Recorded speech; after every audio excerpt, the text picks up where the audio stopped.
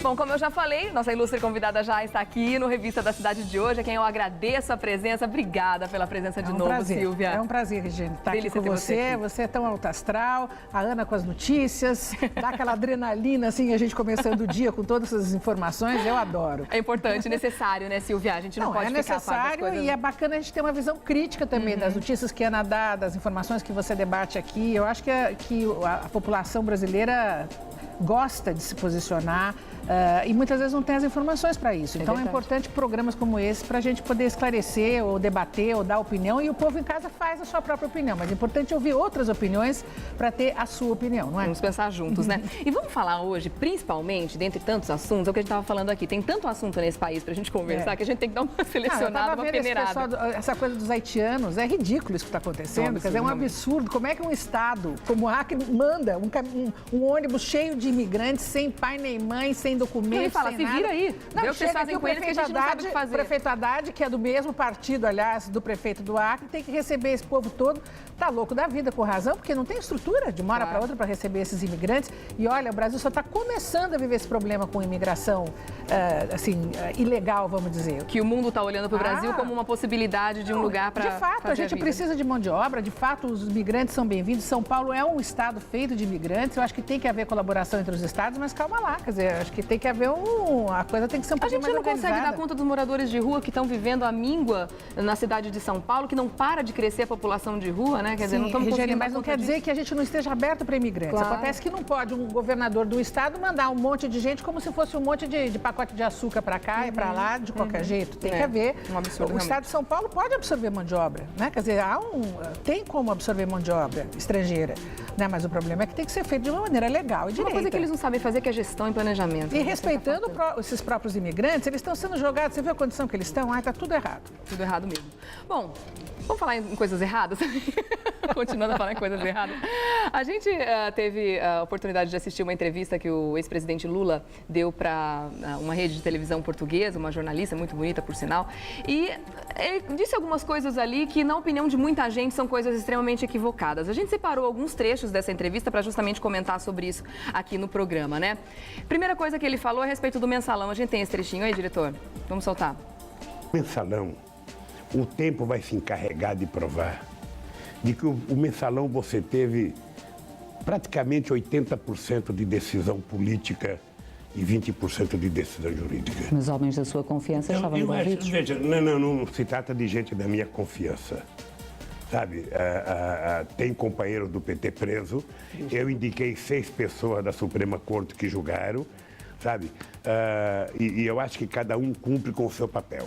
Ou seja, o que eu acho é que não houve mensalão. O que eu acho que eu também não vou ficar discutindo a decisão da Suprema Corte. Eu só acho que essa história vai ser recontada. É apenas uma questão de tempo, essa história vai ser recontada para saber o que aconteceu na verdade. Sabe?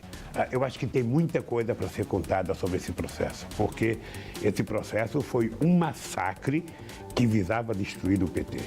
E assim? Sabe? E não conseguiram. Quer dizer, quando ele fala não houve mensalão, ele coloca em xeque 10 anos de investigação e de trabalho da Suprema Corte para julgar esse caso e coloca a credibilidade de todos os ministros do Supremo na lama. Como é que faz uma coisa dessa, ex-presidente? Eu acho isso um absurdo, porque se você acredita no Estado democrático, né, e o Brasil demorou tanto tempo para conquistar uma democracia, você tem que acreditar na justiça como instância maior para regrar esse país. Quer dizer, se você tem uma democracia feita de instituições, estou falando isso para o pessoal em casa pensar junto. Você tem os nossos representantes, que são os políticos, você tem a Câmara dos Deputados, você tem os senadores, você tem a justiça que analisa tudo que está acontecendo. Quer dizer, uma decisão do Judiciário, do Supremo Tribunal Federal, é a última das instâncias de toda essa organização da democracia. Um ex-presidente da República, que inclusive pôs os juízes lá, é ele que pôs. Quer dizer, você poderia dizer o contrário, até que aquele pessoal todo era gente dele, né? Ele questionar, depois de tantos anos de julgamento, com o rigor da população toda olhando, assistindo todas as tardes, é temerário. O Lula se acha acima do bem e do mal. O Lula se acha acima do maior da maior instância né, que o país tem para julgar as coisas certas e erradas. Se a gente não acreditar na justiça, nós vamos acreditar no quê? Aí entra no bang-bang, no toma lá da cá, um dá tiro na cara do outro, um bate no outro. Quer dizer, você tem que acreditar na justiça, porque a justiça, se não tiver justiça, não tem democracia. E é absurdo ele colocar em xeque também a imparcialidade da Suprema Corte, colocando isso como se fosse uma questão política. Quer dizer, ele questionou o apartidarismo, se é que existe esse termo, da Suprema Corte do Brasil. Isso é muito ofensivo. É grave. É grave, é ofensivo. Não deixa de ser uma acusação. Bom, você viu hoje, né, o Barbosa, todo mundo, todo Gilmar Mendes, todo mundo, quer dizer, indignado. Pessoal, olha, eu acho que o presidente Lula viajou, pirou. Variou. Quer dizer, variou. Ele não pode simplesmente questionar. Quer dizer, essa instância que ele sabe que para a democracia é fundamental, entendeu? Eu acho que nessa frase ele foi tão infeliz porque ele colocou tantas coisas ao mesmo tempo que ele disse que a Suprema Corte teve cunho político ali, quer dizer, se não está do lado do PT, está contra ele, se está contra o PT, está do lado de outro partido. Ele quis dizer, né, para as pessoas que não entenderam, que 80% foi político, quer dizer, que todo mundo queria massacrar o PT, e não que o PT tenha errado no mensalão, que o próprio Lula já admitiu que existiu, o Lula já se desculpou do mensalão, e agora ele vem dizer que não existiu de novo, e depois veio dizer que o Dirceu não é amigo dele, que era o homem de confiança e sempre foi, que o Delúbio não era amigo dele, que o José Genuíno não era amigo dele. Quer dizer, essa era a elite do PT e do poder. Os nomes do PT, a alta cúpula do partido. Eu acho o seguinte, o Lula ficou muitos anos no governo, fez coisas muito boas para o país e fez outras que ele foi na marola da própria popularidade e de simpatia. Ele é inegável, ele é um homem que ele tem o endereço do povo, como dizia um pessoal. Sabe, ele fala direto no coração das pessoas. Ele tem essa linguagem, ele é simpático.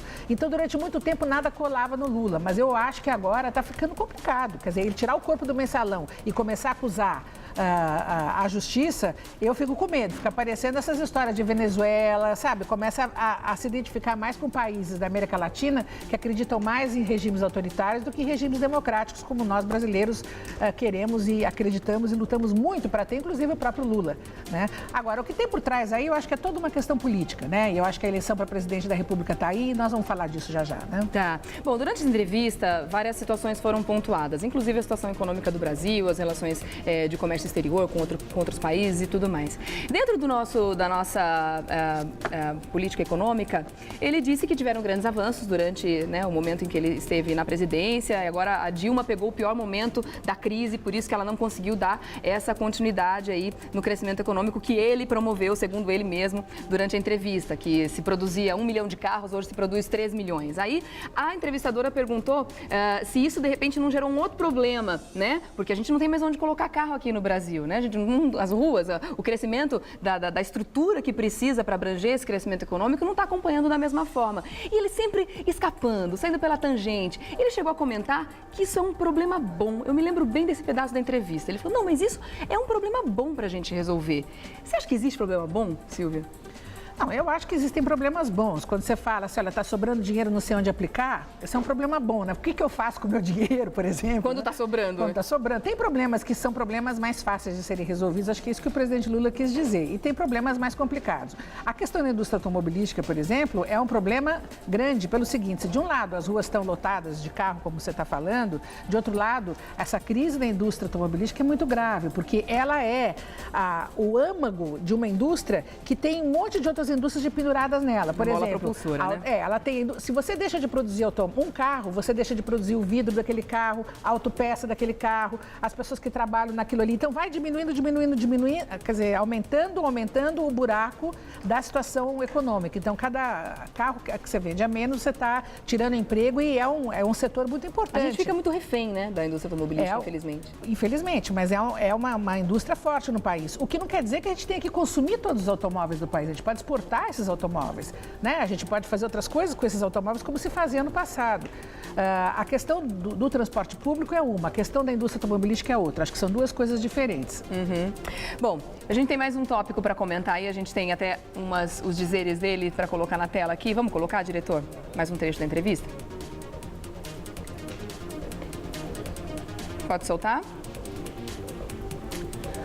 Agora é o comentário do Joaquim Barbosa, né? Em cima do que o Lula comentou sobre aí a imparcialidade do Supremo e tudo mais. Ele disse, lamento profundamente que um ex-presidente da República tenha escolhido um órgão da imprensa estrangeira para questionar a lisura do trabalho realizado pelos membros da mais alta corte do país. A desqualificação do Supremo Tribunal Federal pilar essencial da democracia brasileira, é um fato grave que merece o mais veemente repúdio. Pois é, exatamente o que nós falamos, né? Quer dizer, o Barbosa... Não é possível a gente admitir que um ex-presidente da República fale mal, desqualifique o Supremo Tribunal Federal. Ponto, acabou. Não é possível isso. Não é? Se a gente não acredita nisso, a gente começa a ficar com medo do que pode vir. Entendeu? Quer dizer, se você não acredita que a justiça maior do país, ela é soberana, ela é independente, ela é qualificada, então aí está começando a ficar grave. Aí é o começo para você mudar, o começo do fim, né? Teve mais um pedaço dos comentários do Joaquim Barbosa, eu gostaria que o diretor colocasse também para a gente comentar aqui. Pode soltar. Aqui. Portanto, o juízo de valor emitido pelo ex-chefe de Estado não encontra qualquer respaldo na realidade e revela pura e simplesmente sua dificuldade em compreender o extraordinário papel reservado a um judiciário independente em uma democracia verdadeiramente digna desse nome. O que você falou, né, Silvia? Foram tantos anos para conseguir realmente esse ideal de democracia que a gente lutou, né? Que os anos, a sua geração não, mas a minha geração, anterior lutou bastante. A minha geração viveu anos e anos na ditadura. Gente, vocês não, quem nasceu depois não sabe o que era. E tem gente hoje dizendo que não teve ditadura. Olha, eu vou dizer um negócio aqui que até apropriado no momento. Eu comecei no jornalismo quando eu trabalhava no estado de São Paulo, eu era jornalista do Estadão. E eu cobria as manifestações, foi o comecinho pelas manifestações dos estudantes do movimento do ABC. E eu trabalhava no Estado, logo depois eu fui para a TV Globo, onde eu era repórter, eu cobria essas manifestações. Só para te dizer um negócio, para o pessoal que está em casa, vocês não vão acreditar. Nós éramos proibidos de fazer duas coisas. Escrever a palavra greve. Era proibido de escrever, greve. Você tinha que escrever paralisação. Era proibido pela censura. Não podia escrever a palavra greve. Tá. Segunda coisa, não se podia escrever e falar o nome do Lula. Eu não podia na TV Globo falar o nome do Lula. Então você punha o presidente do sindicato para não levantar a bola dele. Quer dizer, eram tempos de ditadura onde eles eram vistos como grandes inimigos, né, pela ditadura. Né? Então é ridículo. Né? O próprio Lula hoje... Né? Eu imagino como devia ser difícil está desqualificando o que é um dos pilares realmente da democracia, que é a justiça brasileira. E que ele tanto lutou por isso, inclusive. Que ele tanto lutou por isso. Quer dizer, agora ele está vendo o interesse dele. Ele está preocupado aí com a reeleição da Dilma, que se não tiver, é ele que vai querer pegar o lugar. Uma das coisas que o Joaquim Barbosa comentou e que foi a primeira coisa que eu pensei quando eu fiquei sabendo que ele deu uma entrevista falando sobre o Mensalão para uma emissora portuguesa, eu pensei o seguinte: foram quase 10 anos, né, desse julgamento, entre as investigações, a apuração dos fatos e chegar realmente nas sentenças e começar até cumprir a sentença. A gente até brincava aqui, chamava da novela do Mensalão, porque realmente parecia uma novela interminável. E nesse meio tempo, ele simplesmente não se manifestou. Quando falou uma coisinha muito pontual, aquela frasezinha que já estava pronta, né, pré-elaborada e tudo mais, e tchau, né? Pra gente mesmo, ele nunca deu uma entrevista para a imprensa brasileira, realmente falando, né, sobre isso. Agora foi falar justamente para a imprensa portuguesa, foi falar fora do Brasil. O que você pensa disso, Silvia? Como é que você vê eu acho que a moça perguntou, ele respondeu meio... Porque ele está ansioso também, está todo mundo... nós vamos escolher um próximo presidente da República. Então, é uma responsabilidade muito grande de todos nós brasileiros. E os políticos estão todos com muito medo. Os números da Dilma estão diminuindo, estão caindo. Existe uma cisão, né, no próprio PT. Tem gente que acha que o Lula devia sair porque a Dilma eventualmente não vai ganhar, porque o governo, a gestão dela não é boa e os índices dela estão baixando. Então, acho que há uma ansiedade de todas as partes, né? Da oposição, que está tentando se reorganizar para enfrentar o governo. Quando você está no poder é mais fácil você se reeleger, né, com toda a máquina do governo. E, de outro lado, o próprio governo está vendo que precisa se reorganizar. E dentro do governo tem uma cisão, quer dizer, uma ruptura. Tem gente do PT que acha, do PR, por exemplo, que até eu vi no jornal hoje, tinha uma foto do ex-presidente colocada na parede no lugar da foto da Dilma. Nossa. Quer dizer, então, é uma... Fora que dizem as más línguas, né, que o próprio Lula fica falando a boca pequena, que se não tiver jeito ele vai sair. Hoje mesmo saiu na imprensa, no Glamurama. Bom, eu leio 2 jornais por dia porque eu gosto de política, eu gosto de estar informada, é uma coisa que me interessa. E em política tem muita fofoca. Mas hoje, por exemplo, no Glamurama, parece que o Lula teria dito a Joyce Pascovitch, que é jornalista, que ele estava pensando seriamente em sair sim. Então, tudo isso gera uma instabilidade, né? Quer dizer, são fofoquinhas que vão saindo e todo mundo fica meio estressado. Ele falou para a portuguesa achando que todo mundo, que talvez a repercussão não fosse tão grave, mas os brasileiros acho que não estão engolindo qualquer sapo mais não. Inclusive, vamos ver o que ele falou a respeito da reeleição, dizendo que não seria candidato. Vamos dar uma olhada nesse trecho da entrevista. E eu pergunto-lhe, o samba da sua vida política tem 68 anos, pode ainda candidatar-se ou não? Deixa-te dizer, em política a gente nunca pode dizer não, né? Mas eu acho que eu já cumpri com a minha tarefa no Brasil. Nestas eleições, eu sonhava ser presidente porque eu queria provar que eu tinha mais competência para governar o Brasil do que a elite brasileira. E provei. E Dilma, está a conseguir provar? A Dilma é uma mulher de extrema competência.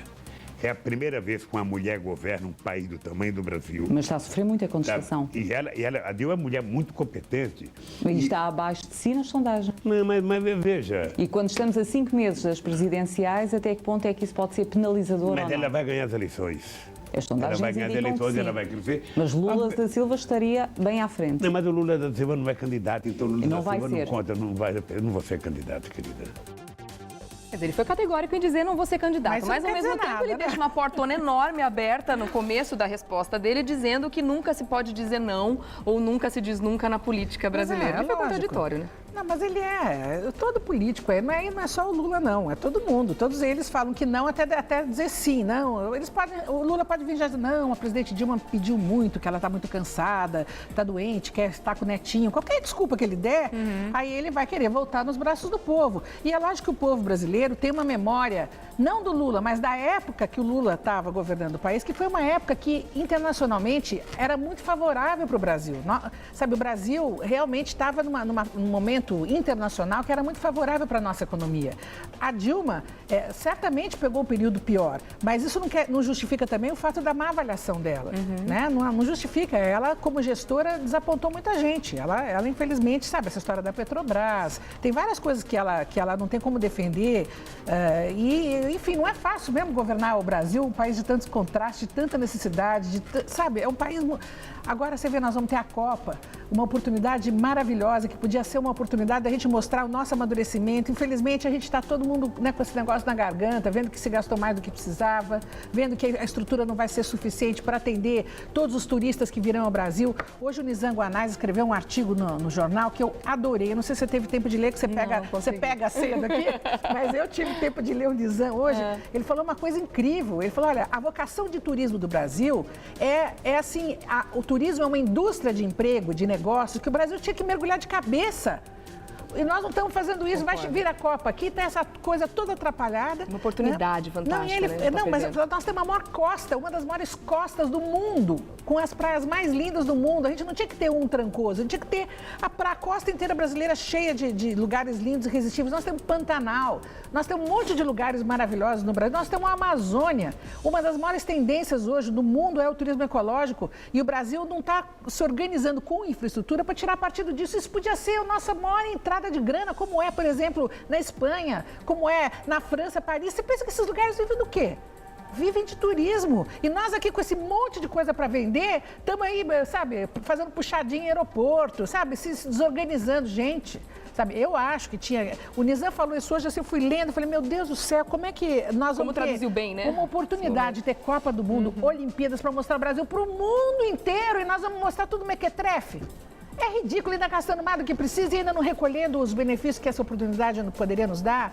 Você entende? É para ficar muito louco da vida mesmo. Os brasileiros têm que se indignar. Chega, sabe? Eu não aguento mais. Eu cresci minha vida inteira, primeiro na ditadura.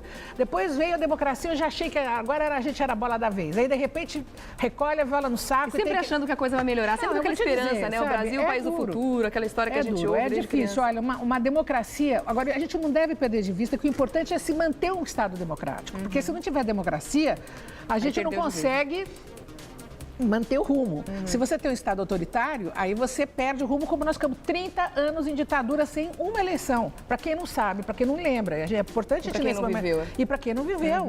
Então, 30 anos, pessoal, 30 anos.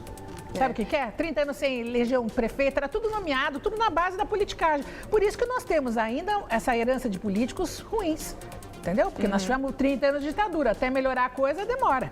É importante lembrar isso mesmo que você falou, porque as pessoas que não viveram isso, a minha geração mesmo, que já nasceu, né, durante aí, o final da ditadura, comecinho da democracia, quer dizer, não teve esse contato, né, com as dificuldades realmente que aconteciam ali na prática. O quanto vale você ir no dia da eleição e dar o seu voto e o quanto isso é valioso realmente. Olha, desse mesmo estúdio, Regiane, que você está falando, a gente tinha ali, nesse mesmo lugar aqui, ali no fundo, nós fazíamos um programa que chamava São Paulo na TV, que foi a experiência de abrir o vídeo aqui na Gazeta. Nós cobrimos o que foi o movimento das diretas aqui, inclusive com o presidente Lula, Fernando Henrique Cardoso, todo mundo vindo aqui no estúdio. Foi uma cobertura incrível, né, das diretas aqui. E era uma alegria tão grande da sociedade civil, percebendo que podia ter voz, que podia ir à rua, né, que no começo levava umas lambadas, apanhava da polícia, a gente apanhava da polícia. A pessoa... E era normal apanhar, quer dizer, você corria. Quer dizer, as coisas mudaram muito para melhor. Então, a gente não pode aceitar que o Brasil ande para trás, na minha opinião. Eu não sou comentarista política, eu sou só uma cidadã brasileira, uma jornalista que ama o Brasil, ama. Eu saio do Brasil, fico falando bem do Brasil, parece que eu sou uma agente de turismo, justamente, porque eu não me conformo, né, sabe, disso aqui não explodir de vez. Né? Porque nós temos um povo bom, o jeito de ser brasileiro, isso é outra coisa que o Nizam falou. Todo mundo no mundo está querendo ser brasileiro, esse jeito de ser brasileiro, que não é um folgadinho, mas é um jeito simpático, a gente não tem ódio, a gente, sabe, tem uma maneira de lidar com as diferenças, você vê essa questão racista, a gente não tem aqui tão forte como é no resto do mundo, né? Esse negócio da banana que aconteceu aí, sabe, aqui absurdo, tem uma alegria de ser brasileira, que é uma coisa que os estrangeiros ficam babando de ver na gente. É verdade. Então, sabe, vamos pegar as nossas qualidades e potencializá-las. Eu estou animada falando muito, porque realmente eu fico assustada quando eu vejo, sabe, o ex-presidente da República falar mal, né, de um pilar da democracia. Eu morro de medo de que a gente deixe de ser um Estado democrático, como a gente está vendo outros países vizinhos aí na América Latina. Não, e com toda a razão, seu medo é totalmente justificado. Morro de medo.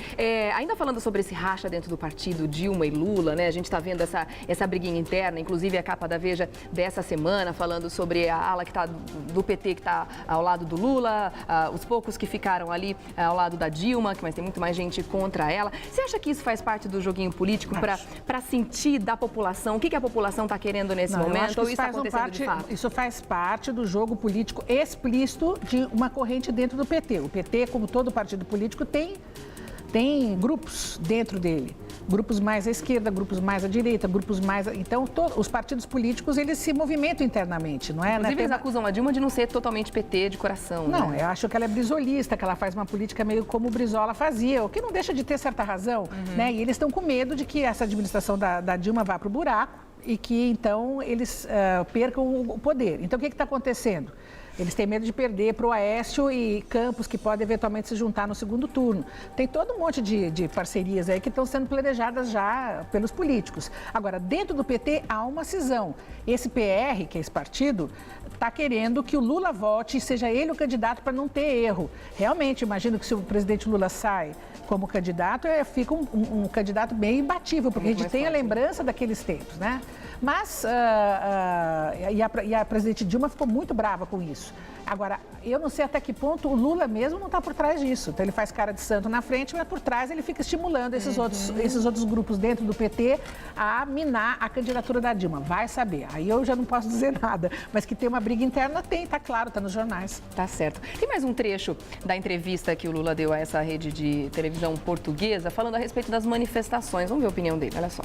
Acha que é o que vai acontecer? Não teme os movimentos na rua, aliás, como aconteceu na Praça das Confederações? Deixa o povo ir para a rua, não tem nenhum problema. São protestos saudáveis. É um povo indo para a rua, é um povo indo para a rua protestando, é outro povo indo para a rua para ver o jogo.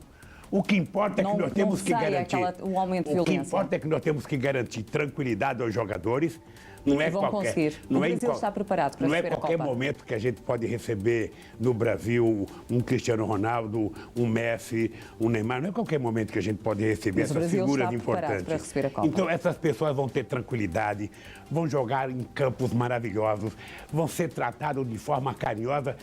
Outro dia uma jornalista me perguntou, presidente, o que os estrangeiros vão ver, sabe, no Brasil? O que vocês têm de bonito para mostrar para eles? Eu falei, o povo brasileiro. Vocês vão ver o resultado de uma mistura fantástica entre índios, negros e europeus. Sim, mas o povo brasileiro existe por existir. Eu quero ver estádios bem organizados, segurança na rua para os estrangeiros e para os brasileiros. Eu quero ver estrutura de transporte para levar esse povo todo para os estádios. E ele devia ter completado essa resposta dele. Quer dizer, o povo brasileiro, apesar de tudo que passa, de tudo que sofre, de todas as dificuldades, quer dizer, apesar disso tudo, da falta de estrutura, da má gestão que eles têm com o nosso dinheiro, a gente continua feliz e receptivo para o turista sempre. Um governante, ele precisa mostrar resultado do governo dele, né? Agora dizer que o povo brasileiro que vai... Realmente, nós estamos aqui com picolé na mão, esperando as coisas, né? Que coisa, né? Quer dizer, ele falou também no outro trecho, tem um pessoal que vai para a rua fazer manifestação e outro pessoal vai estar indo assistir aos Jogos da Copa. Quer dizer, não é possível que não está preocupado com essa ala que está insatisfeita, né? E não é pouca gente. A gente viu nas manifestações aí no meio do ano que realmente as pessoas estão insatisfeitas, né, até o fim com a questão da corrupção. E quando você vê um estádio do tamanho do estádio que estão fazendo em Manaus, um lugar que não tem nem time de futebol organizado. Um elefante branco, né? O que vai ser feito desse lugar? Eles vão mandar os haitianos para lá, para dormir lá no campo? Quer dizer, o que eles vão fazer com esse... Vai ser sabe o que eles vão fazer com esse baita estádio lá? Me explica. Vai ser o quê? Festival de música folclórica? Eles vão ter que inventar um uso para esse negócio. Agora, até aí, tudo bem. Quer inventar um uso? Inventa antes de fazer esse monstro. O povo não aguenta mais ver o seu dinheiro de pago de imposto sendo jogado no lixo ou sendo roubado. Essa que é a verdade. Ninguém, aliás, não aguenta mais e não pode aguentar mais. E tem que, nessa eleição agora, mostrar que deu. Sabe, deu? A expressão deu, é isso aí, chega. Então, tem um outro trecho dessa entrevista que ele fala sobre os gastos, né, com a Copa. Não foi exatamente esse que a gente mostrou agora, eu acho que a gente não tem esse separado, né, diretor? Falando sobre o dinheiro público que foi colocado ali, né? E que está provado de que foi muito mais do que 400 milhões de reais. E ele coloca esse número como se fosse só isso e ponto. Mas não, foi prometido de que a iniciativa privada ia realmente entrar com investimento pesado, mas não foi bem isso que aconteceu, né, Silvia? Infelizmente, a iniciativa privada também não mostrou tanto as caras, ou o que mostrou as caras, ela está sendo criticada agora. Outro dia eu vi a Dilma dizendo, não, a nossa parte está pronta, a iniciativa privada que não fez a dela. Precisa ver se eles estão pagando a iniciativa privada para entregar o trabalho. Entende? Tem todas essas coisas que estão também por trás dos panos, que é como o governo funciona, porque obviamente não é o governo que constrói, o governo contrata empreiteiras que vão construir. E aí tem um monte de irregularidades que... E ele chegou a comentar também a respeito de o que vai ficar do legado da Copa pra gente, o transporte, o metrô vai ficar, isso aí não vai embora depois, mas cadê isso tudo que a gente não tá vendo? Cadê o trem-bala, né? Que a Dilma disse que em 14 estaria pronto. Cadê o trem-bala? Que foi prometido também, né? Entre São Paulo e Rio de Janeiro. Ia ser São Paulo e Rio de Janeiro e isso aí ia facilitar muito o transporte das pessoas, porque você está vendo o preço das passagens, como é que tá, né? Eu quero ver, eu estava falando com meu marido, perguntei para ele, escuta, como é que o brasileiro vai assistir essa Copa aí? Porque a gente lá em casa estava querendo ver algum jogo. Eu falei, como é que faz para comprar ingresso para ir no campo? Eu tô bem assim, uma pessoa que não frequenta, como é que faz? Já tem que entrar, você tem que ser sorteado. De repente eu falei, você quer ver que a brasileirada toda não vai conseguir assistir, vai ter que ver em casa na televisão? É bem possível. Né? Então nós estamos pagando a conta e nós não vamos conseguir assistir esses jogos no estádio e não vamos chegar lá, ou não vai ter dinheiro para pagar uma passagem para o Rio de Janeiro, porque vai estar um absurdo, hotel, uma fortuna, quer dizer, nós vamos ficar chupando o dedo. Ainda por cima, não, isso que caiu a minha ficha desse negócio essa semana, que eu estava querendo que a Ana, minha filha, fosse ver um jogo da Copa, né? Acordei tarde, sei lá, eu não sei se eu acordei tarde para esse negócio, mas quando eu fui ver, eu falei, bom, como é que faz agora? Não sei, parece que você tem que ser sorteado, agora para ser sorteado, para você comprar, já está tudo lotado, custa uma fortuna. Eles abrem algumas vendas de ingresso e acaba tudo em pouquíssimos minutos. Então, como é que você faz? Acho que não faz, acho que a gente vai ter que ver de casa comendo muita pipoca mesmo. E fora os estádios que foram construídos em lugares tão longe e não vão dar condições para que as pessoas cheguem até lá. Não conseguiram organizar ainda as linhas de ônibus, não conseguiram... A gente está muito crítica hoje, né? Mas, com razão, a gente está também a gente só manifestando. Tá metendo pau aqui. Agora, eu vou dizer o seguinte, que é muito assunto polêmico que você está trazendo aqui para discutir. O que o Lula falou, o negócio da Copa, você só está trazendo um assunto quente, periclitante, que está mexendo com o estômago de todo mundo aqui, né? No momento, trânsito, como Falta é que você chega? Falta pouco mais de um mês para a Copa do Mundo, né? Um mês para a Copa do Mundo. O Brasil tendo essa oportunidade de se mostrar, se exibir para o mundo inteiro, nós vamos ter que se exibir assim, tudo escondidinho, ainda vai o povo na rua reclamar. né? O que é de um lado um direito, como o Lula falou, só que não é para... Sabe, é isso que vai acabar sendo na imprensa internacional, né? E o que vai fazer? Você acha que vai acontecer? As manifestações vão acontecer, com certeza. Com certeza. Você acha que tem o pessoal do Não Vai Ter Copa, com certeza vai aparecer. Não, vai ter a Copa, mas vai ter a Copa com barulho agora, sabe? Não, o pessoal do Não Vai Ter Copa, que está fazendo várias manifestações por aí, com certeza vai estar por lá também. Eu acho que sim. É uma pena, né? Porque enfeia a festa. De outro lado, é um direito, né, da população de reclamar. E quer vitrine maior para você reclamar justo quando o mundo inteiro está olhando para a gente? Então, é um direito da população se manifestar. Eu só espero que não atrapalhe a Copa, porque o Brasil esperou tantos anos para fazer uma festa dessa do futebol. O brasileiro ama futebol, gosta de futebol. Eu só espero que realmente não atrapalhe, assim, que seja uma manifestação que marque seu ponto, mas que não atrapalhe essa festa linda, né? Que é a Copa do Mundo. Eu fico triste também em saber que a gente está está sediando um evento tão bacana, tão importante, né? E que a gente realmente espera tanto, afinal de contas, nós somos considerados o país do futebol. E a gente não está tendo aquela alegria genuína que deveria ter, né? Com relação a essa realização da Copa, justamente por conta de todos esses reveses que a gente está conferindo ao longo do tempo. E os investimentos que a gente, que legal, agora sim, agora vai ficar bacana, porque para receber o turista com certeza vai ter. Não, também não vai ter, mas enfim, a gente continua apesar disso tudo. Vai ser uma Copa brasileira. Eu acho que no fim as coisas acabam dando certo, entendeu? É uma Copa brasileira. No fim vai dar certo, no fim, sabe, vai ter, assim, momentos maravilhosos, vão ter jogos lindos, quer dizer, com certeza vai ter, mas podia ser diferente, podia ser mais macio. Eu tive nas Olimpíadas em Londres, você precisa de ver como é que era bacana. Nossa, tudo funcionando, tudo uma manteiga, assim, chuchu, maravilhoso. Gestão, né? Só sabe como fazer. Os caras fazem para valer, né? Tudo organizado, cheio de aposentados, todos como voluntários, informando como é que você vai, como é que você não vai. Só tinha aposentado, é uma coisa linda de você ver. Todos os velhos com uma ocupação ali, pergunte para mim o que você não sabe, como eu posso ajar com umas placas. Valorizando o trabalho dessas pessoas também. E é fundamental. O que eu perguntei para velhinho, como é que eu chego lá, como é que eu pego onde entrar do metrô, como é que eu me viro, sabe? Toda a população inteira voluntária, hein, gente? Ninguém ganhando nada, todo mundo lá pelo prazer de fazer a festa bonita. Eu acho que, eu espero que, sabe, que esse espírito ainda apareça aqui no Brasil, que a gente consiga fazer dessa festa, assim, realmente um grande momento para o nosso país, para mostrar, né, os nossos lados bonitos também, não só os nossos problemas. É verdade. Bom, você falou de assuntos polêmicos, a gente tem uma lista aqui, a gente não falou ainda de Petrobras, ainda tinha um monte de coisa. Falar disso aqui hoje, pelo amor de Deus. Você vai voltar para conversar com a gente, por favor, porque tem muita coisa para a gente conversar. Não, chega, já falei demais aqui, eu tô até arrependida, achando que eu já falei mal demais de tudo aqui. Então tá ótimo, agradeço Acho demais. Acho que eu tava com o negócio na garganta, viu? Deus me livre, hoje eu pus para fora. A gente precisa, né? Aqui é o canal de todos, na verdade, viu? Agora é o seguinte, eu quero deixar também aqui o seu contato do seu programa, né? Que inclusive está fazendo o maior sucesso, mais de 4 milhões de visualizações. Eu tenho um canal, é o seguinte, eu tenho um canal no Facebook e no YouTube, mas é um canal, chama canal porque é vídeo, né? Então é uma página no Facebook que chama Canal Já Pensou Nisso? É um canal de reflexão voltado essencialmente para a mulher. São videozinhos pequenininhos de 2 minutos, com pequenas colocações minhas.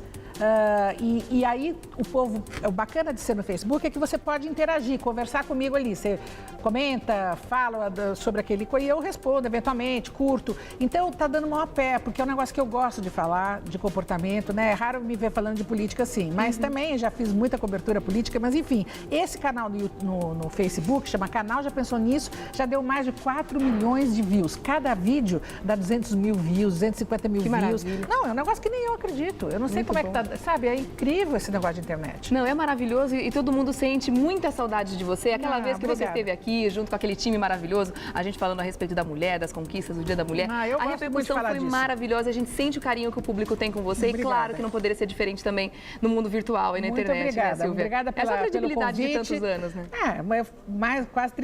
Quase 36 anos fazendo televisão e eu agradeço esse amor que o público tem, esse carinho que o público tem, é tão gostoso, é um negócio tão gostoso, porque é o meu patrimônio, né? A minha credibilidade e essa relação que eu construí com o público fazendo programas diários, como você está fazendo aqui todos os dias ali, a vida inteira, né? É uma troca muito boa, realmente, muito né? Olha, eu vou deixar aqui então, para você conhecer, você que ainda não viu, você que viu, assista sempre. Eu tenho um negócio para falar, desculpa te interromper. Eu faço palestras que chamam Alma Lavada. Tá. Eu vou pelas principais capitais brasileiras e o meu agente, o Caico de Queiroz, ele agenda essas palestras com mulheres da sociedade, grupos, secretárias, esposas de prefeitos, e a gente fala de temas ligados a comportamento e dá a maior pé da mostra. Bom lavar a alma. Chama Alma Lavada.